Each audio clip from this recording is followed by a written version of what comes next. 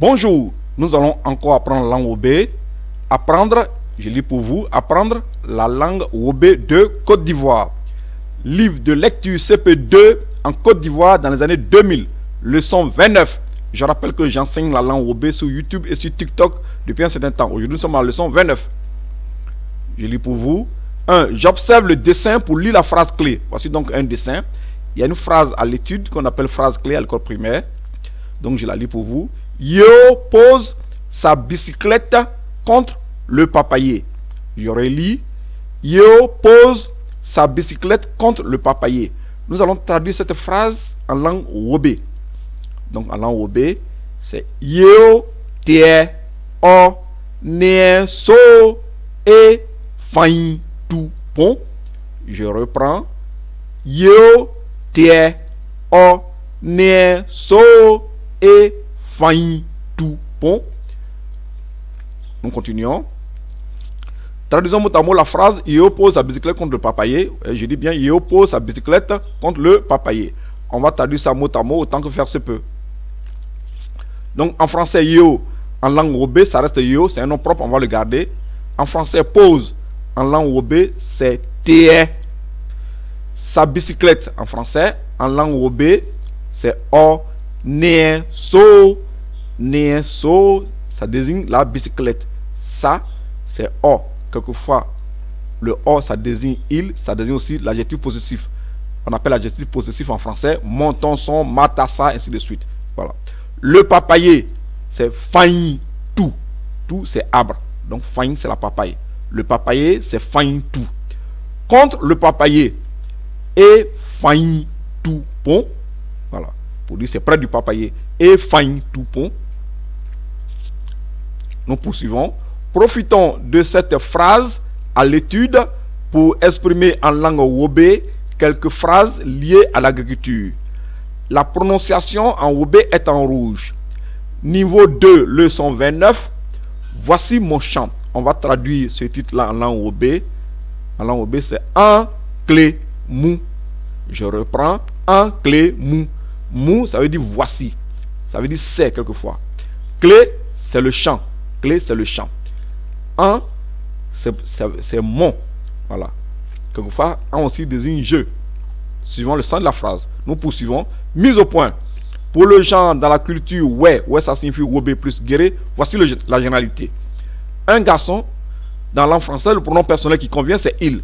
Dans la langue Wobé, le pronom personnel qui convient, c'est o. Je dis bien dans la généralité. Car en pays, ouais, il existe des exceptions, des garçons à qui on parle ou de qui on parle comme si c'était des filles. Voilà. Mais on va opter pour la généralité. Deuxième point, une fille. Le pronom personnel qui convient dans la langue française, c'est elle. En pays, ouais, le pronom personnel qui convient, c'est on. Je dis bien dans la généralité. Je répète toujours. Parce qu'il existe des exceptions dans la langue ouais. Alors qu'en langue française, une fille, c'est nécessairement elle. Troisième point, un animal, une chose, un esprit, un masque, un humain d'une autre race. Les pronoms personnels qui conviennent dans la langue française, c'est il, c'est elle, c'est ça. En pays ouais, le pronom personnel qui convient, c'est est. Je dis bien est. Alors pourquoi un humain d'une autre race se retrouve dans cette liste?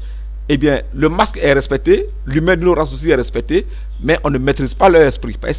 Le genre est lié à l'esprit et non pas nécessairement lié au sexe comme dans la culture française. Ceci étant, nous poursuivons la leçon du jour. Voici un champ, voici un monsieur, voici une daba, voici donc une machette. On va y aller.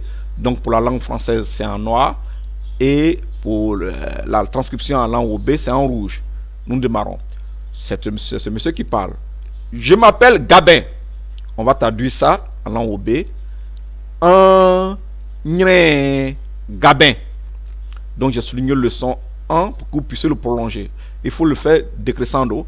Donc un Gabin. Ne vous dépêchez pas.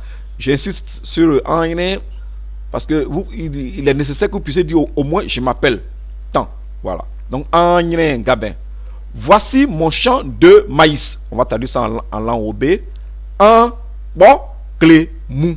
Donc voici son champ qu'il montre. Donc un bon clé mou. Mou, ça veut dire voici. Un, ça veut dire mon. Bon, c'est le maïs. Clé, c'est le champ. Je reprends. Clé, c'est le champ. Bon, c'est le maïs. Donc voici mon champ de maïs en langue obé, on dit un bon clé mou. Nous continuons. Voici ma daba. C'est ça, daba. On va traduire en langue obé. Un cla mou. Mou, c'est voici. Cla, c'est la daba. Un, c'est pour dire ma. Voilà. Donc, un cla mou. Voici ma machette. Voici sa machette. Un cuiton mou. Je reprends. Un cuiton mou. Voilà. Nous poursuivons. Voici notre monsieur. Voilà. On va le présenter. Voici mon père. On va dire ça en langue obé. Un boa mou. Je reprends. Un boa mou. Voilà. Boa, c'est le père. Voilà. Voici, c'est mou. Voilà. Un, comme il a dit, c'est mon, c'est ma, ainsi de suite. Quelquefois, c'est je. Suivant le sens de la phrase. Il s'appelle Victor. Oh, nye, Victor. Je reprends. Oh, nye, Victor. Voici son champ de riz. On va traduire en langue obé. Oh, ko, clé, mou. Je reprends. Oh, ko, clé, mou. Ko, c'est le riz. Clé, c'est le champ. Vous voyez bien que on reprend un peu. Donc le il quelquefois c'est o, et le même o aussi quelquefois ça désigne l'adjectif possessif monton son matassa. Voilà. Donc on va poursuivre. Voici ma mère. C'est sa mère. En déamou. Donc déa c'est la mère. En déamou. Elle s'appelle Chloé. Donc on va dire ça en langue obé. Chloé. Je reprends. Chloé. Voici son champ de corette potagère. La corette potagère, en Côte d'Ivoire, on appelle ça plala. On va traduire cette phrase-là en langue obé. Serin clé mou. Serin, c'est la corette potagère. C'est ce qu'on appelle en Côte d'Ivoire plala. Clé, c'est le champ. Voilà, c'est un clé mou. Je rappelle que pour une femme, on reprend un peu pour une femme, elle là, c'est un.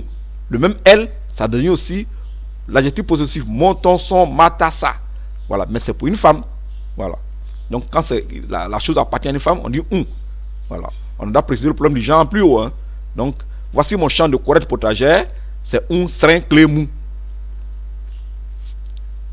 Nous poursuivons. Attention. Alors on va présenter ce monsieur.